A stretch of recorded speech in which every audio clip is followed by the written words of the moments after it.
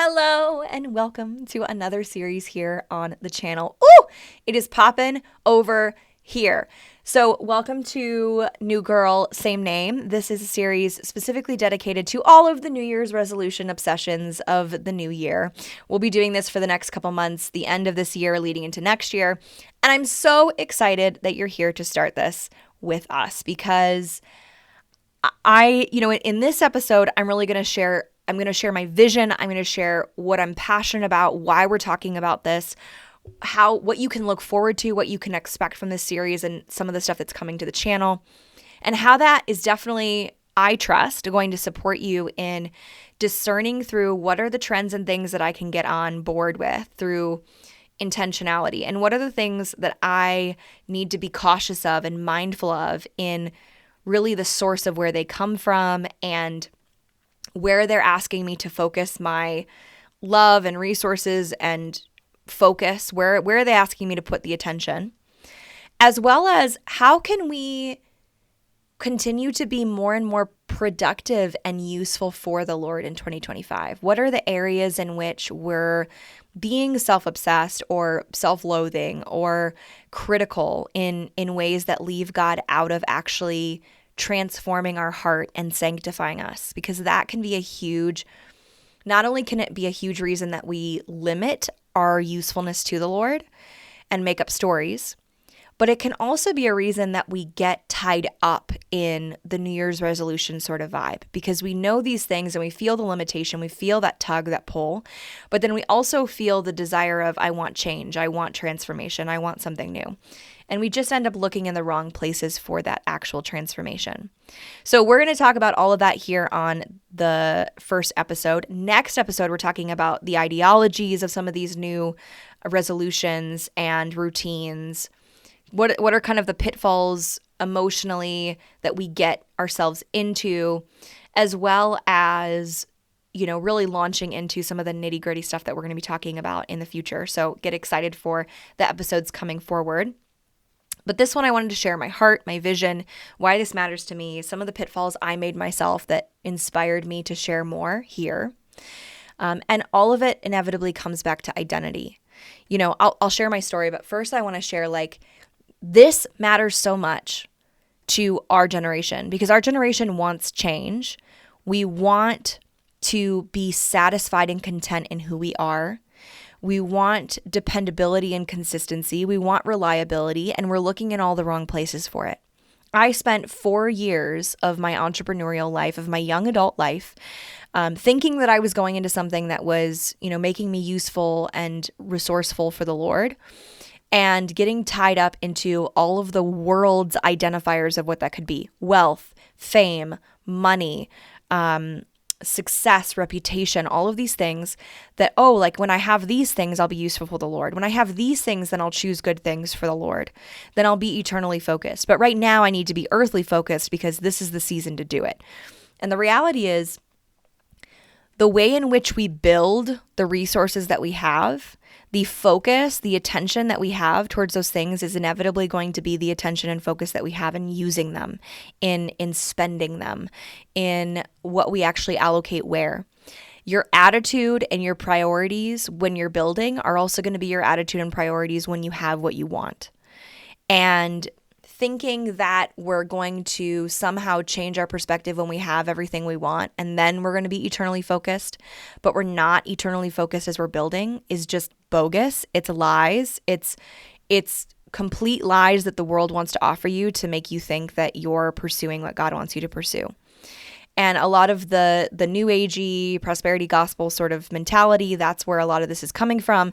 But Satan is using lots of ways. Satan's using lots of methods, lots of directions, lots of spaces to push and encourage this sort of mentality that is, you've got to have some stock in the world to be really useful and relatable to the message of God for the purpose of relating to the people around you. And while some of that can have a flavor of truth in context to the Bible, oftentimes it ends up being a slippery slope of confusion and defeat that leaves young Christians, young insecure women, young insecure men as well, feeling like they were sold a bill of lies through the word of God, because it doesn't give them the wealth and success and fame that they wanted, and it ends up having people walk away entirely. That could have been my story. I spent 4 years in all of this woke ideology and wealth, fame, success. It led into, manifestation and like making sure that your belief system and your self-love are at their prime so that you can create your future, blah, blah, blah. We talk a lot about that in the episode coming up next. But all of that it seemed exciting because I was craving an identity that didn't hate myself. I wanted an identity that felt content with who I was, that didn't feel like I was constantly chasing for more. And also to feel content with enjoying to learn without needing some type of special result from the learning. And I wanted to feel accepted and appreciated for who I was. And I wanted to feel like I was okay with myself. And all of the things that I was pursuing was just making me crave that more, but not really offering me the solutions to the craving. So it gives you this sort of like big, enormous appetite for more and more and more without actually satiating any of it.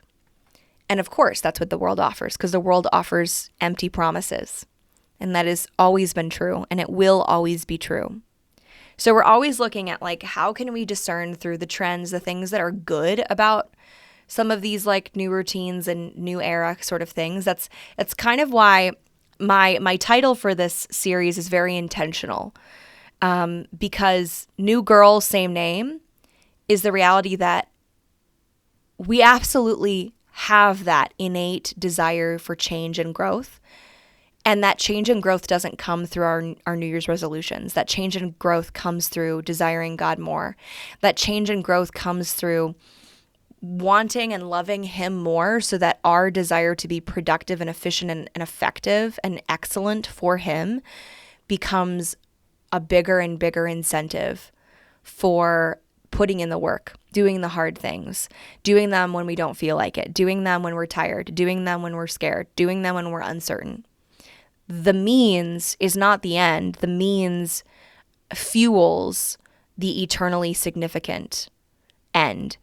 And that is very, very different than what the world offers. And I am grateful and thankful to the Lord that in a very like crescendo kind of meeting that I had in a startup I was building along with a couple other of people, sitting there in the room realizing that, oh my goodness, like everybody in this room thinks that the means to the end, the objective, the ultimate source for why they do what they do is because of self-love. And there's so much cognitive and spiritual dissonance in that for me. And I have been following everything that boils down to that. I've been following lies for so long. And God got a hold of my heart and I quit and I never looked back. And I haven't looked back. And there's nothing about that world that entices me by the grace of God. But I see a lot of young women in particular playing with it, toying with it, tinkering with it, and throwing themselves on the deep end of it, just like I did. And I have a passion for seeing young thought leaders, men and women, young thought leaders who want to be effective and productive for the Lord, eternally significant things, to use critical thought, to use discernment, to have wisdom from the Lord that shows them, hey, these things aren't right, even though they're popular, even though everybody's following them. Like, I'm going to be someone who stands up and says, honestly, no, I'm not subscribing to this. I want to see in 2024, in 2025, young William Wilberforces and young, young Hannah Moores, if you know them. If you know me, you know them. I want to see young leaders standing up for something that costs them everything, but are eternally significant things. That's my desire for myself. It's my desire for each of you who are listening, whether you are young or old. Maybe you're young at heart. I don't mean old. I mean, like maybe the Lord is asking you to be useful in that way now. And you may not be young, but you may be inspired by the things that you hear from this space. This is the desire of my heart, and it is definitely a new me, but by the same name, because the reality is, doesn't matter how much we try to change ourselves, we're still the same person. We still have the same name. We still have the same history. We still have the same family. A lot of who we are doesn't change, but that's not a bad thing. That's a part of the story. God put you where he put you for a reason. He didn't put you where he put you so that you could change everything and say, nope, don't want that, don't want that, don't want that, don't like that person, peace out. He's asking you to be faithful in the room that you're in right now. Same name, same history. And yet you can be a new person from the inside out because of what God does inside of you, not because of what you're mustering up in your New Year's resolution. So we're talking about the change that happens from the inside out, not the change that the world offers around our physique and our hydration. We're talking about the eternal changes and the internal transformations, and they are big and incredible. Wow.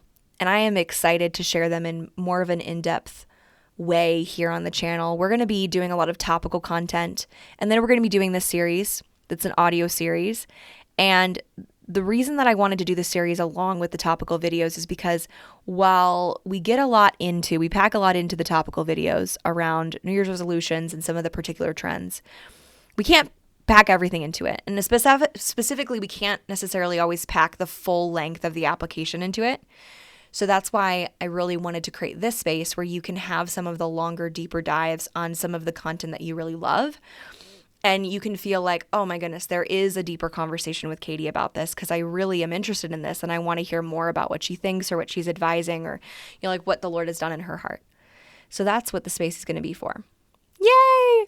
The next episode, we're going to be talking really about like the ideologies, where some of this is coming from, where it pushes us to focus, kind of the self-obsession versus being worshipful and honoring God in what we're doing and choosing and prioritizing, as well as kind of teeing up some of the nitty-gritty stuff that we'll be doing in the future. All right. I hope you have an incredible day, and I'll see you on the next one.